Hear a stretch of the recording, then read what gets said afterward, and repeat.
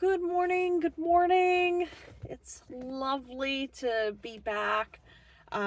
Today we are reading Genesis, I want to say 6.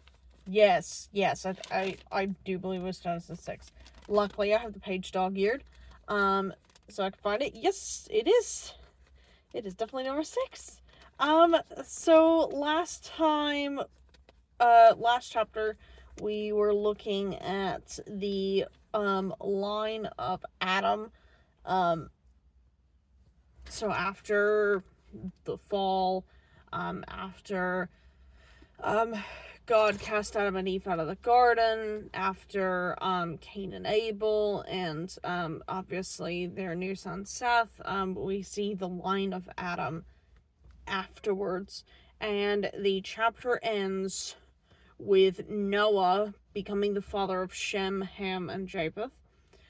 So we're going to continue on that in chapter 6, the story of Noah, the flood, at least the lead up to the flood. Very well-known Bible story, the animals 2 by 2. But I'm really excited to read this. It's one of my favorite Bible stories. Just because it's so, again, you see that act of, God's mercy in the midst of his punishment. He's punishing people who have done terrible wrong, and who have walked away from God's design for them. But in that you see his mercy. Where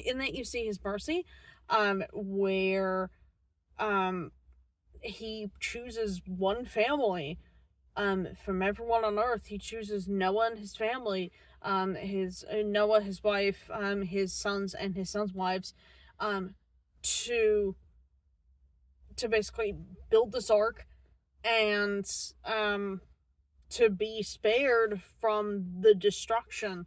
And there we go again with, that common theme, the mercy and the consequences. I'm gonna coin it. Mercy and consequences. So let's start with chapter 6. Then the people began to multiply on the earth, and daughters were born to them. The sons of God saw the beautiful women and took any they wanted as their wives. Then the Lord said, "My spirit will not put up with humans for such a long time, for they are only mortal flesh.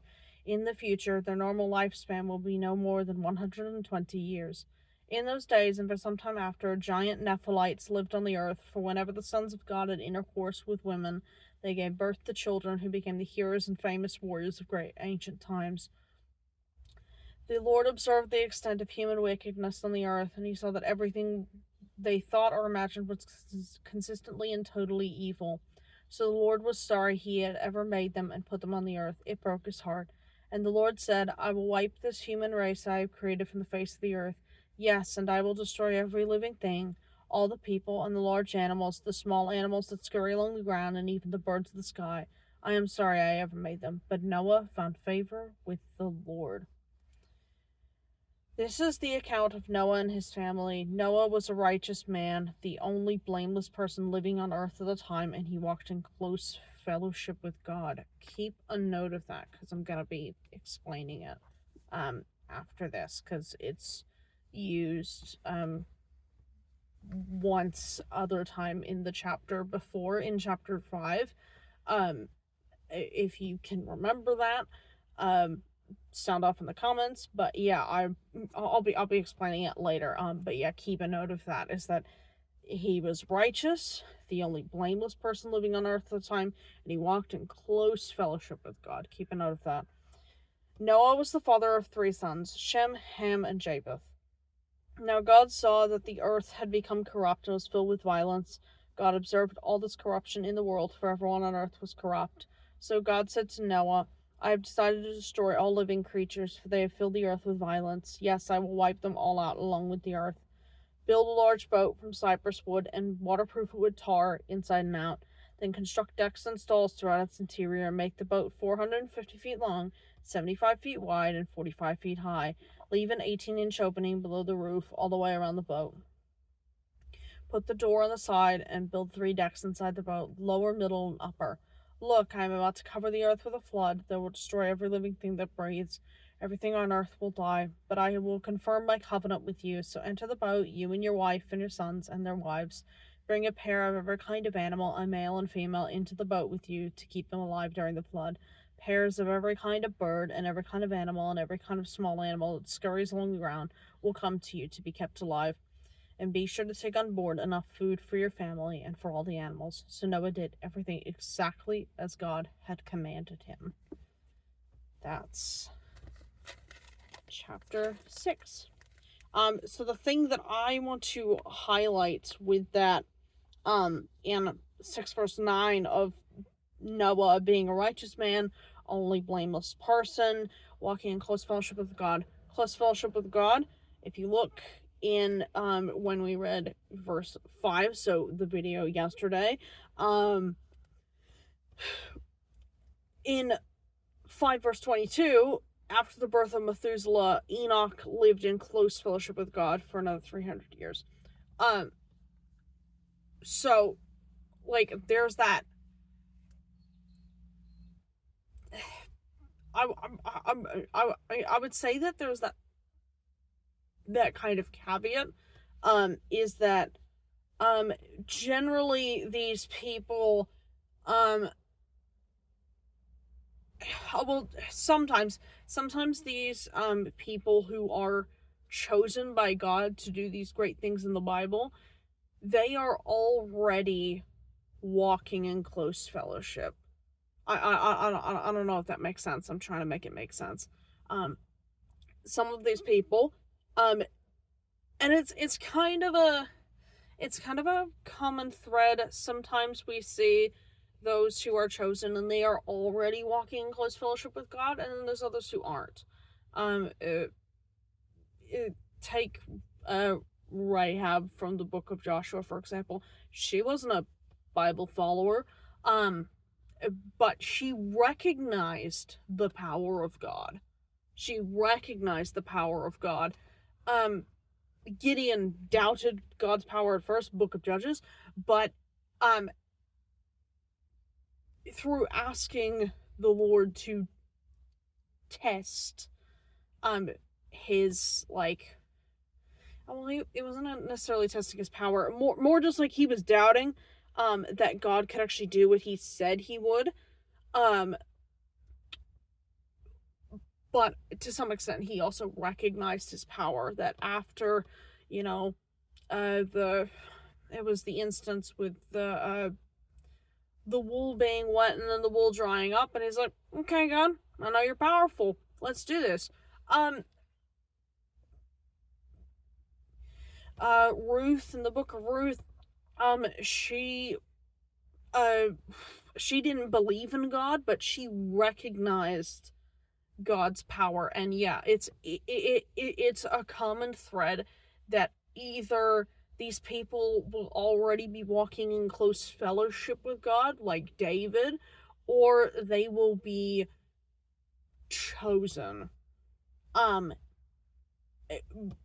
Likely because they have recognized the power of God, like, beforehand, and they've recognized, like, all his, works and stuff. There's also that common theme of kind of chosen for such a time as this. If you've read Esther, you'll know what I'm talking about. Esther was chosen for such a time as this to save her people from those who would seek to destroy them. So we see that through the consequences of the fall, we are seeing God's mercy in that he is choosing certain people for such a time as this to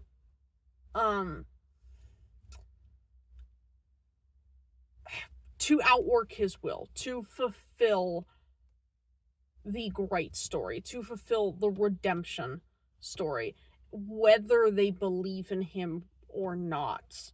But generally the common thread with those who don't believe in him is, more often than not, they recognize his power, They recognize what he can do.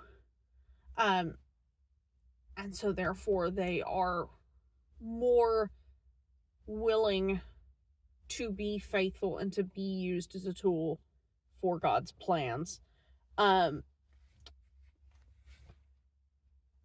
Yes, that's my thoughts on that passage. And the only blameless person living on earth at the time, Noah was the only blameless person.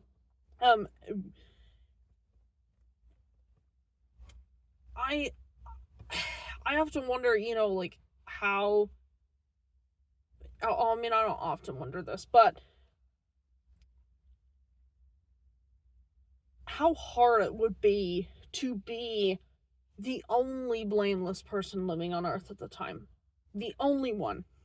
So, probably not perfect by any means, because he's human. Definitely not perfect by any means. He's not like Jesus or anything. But God obviously saw his heart. Like God says in First Samuel, I think it is. I do not look at the outward appearance, but I see the heart. So yeah, God would have seen his heart and gone, this guy is, best hope for mankind to continue after I, wipe the face of the earth. And what's amazing about this is we will see in chapter 9 of Genesis that God will never do this again. He will never flood the whole earth again. And he gives a special symbol in the sky. If you know the story of Noah, you will know what symbol I'm talking about. And I will add an aside there. When we do end up reading chapter 9, I will put an aside there of some thoughts that I have. That's gonna ruffle some feathers, I reckon. My thoughts about the significance of the rainbow in Noah's story, and my thoughts on modern society using an iteration of the rainbow for something that's is honestly perverted. If you're in touch, if you're not living in a rock, you'll know what I mean. That will ruffle some feathers. I reckon it will. I've got thoughts.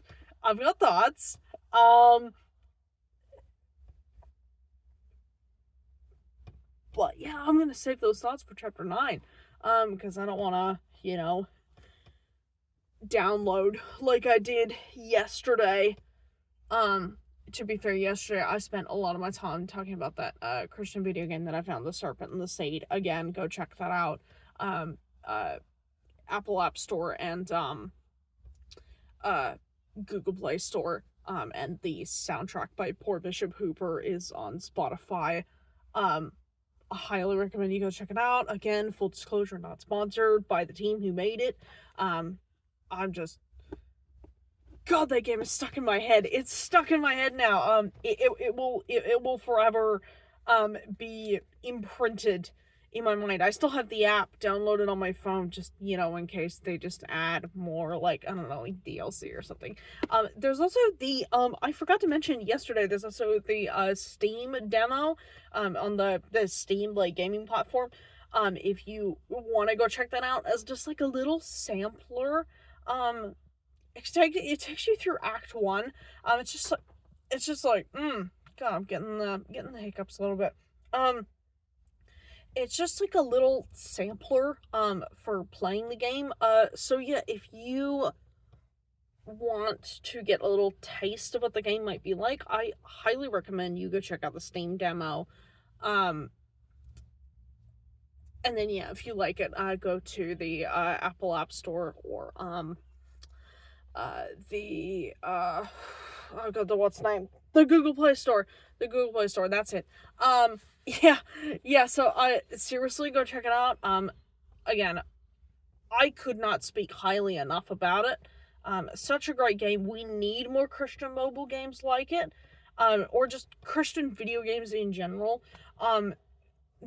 Honestly, I would kill for more video games that would take us through the story of the Bible in an engaging format, like what Serpent and the Seed did. Uh, ooh, I mean, not literally kill, but figure of speech. It's a figure of speech. You get what I'm saying. Um, but yeah, again, go check it out. Highly recommend. Um, Again, my only critique from yesterday was that, uh, um, is that I wish they would have made more of it, because I feel like there would be so many more, Bible stories, so many more fascinating Bible stories to tell that could, you know, display the fulfillment of, the promised seed that is Jesus. But yeah, so next week, oh, well, no, not next week, silly me. Next week, no, not next week, tomorrow, you see, this is what happens when we don't have a script. This is what happens when we don't make a script. We just wing it. And we end up saying the wildest things. Yeah, so tomorrow, I'm gonna be reading, chapter 7, so that's going into the actual account of the flood. Yeah, I'm excited for it. So I will leave you with that. As always, please, like and subscribe. And also, as always, if you have any comments about the Bible, any questions that I can answer, I'm not a scholar, but I'm just a gal who loves Jesus and the Bible, and I will do my best to answer them within that thread of knowledge. And also, if you have any prayer requests, please also drop them in the comments, and I would love to take them under my wing and intercess on your behalf, in prayer. Yeah. So that's me. I hope you have a great day. It's starting to get a bit sunny here, which is a rarity for winter in Australia. Sometimes the sun doesn't come out all that often, but yeah, I will leave you with that. Thank you so much for your time, and I hope you have a great day. Thank you again. Bye.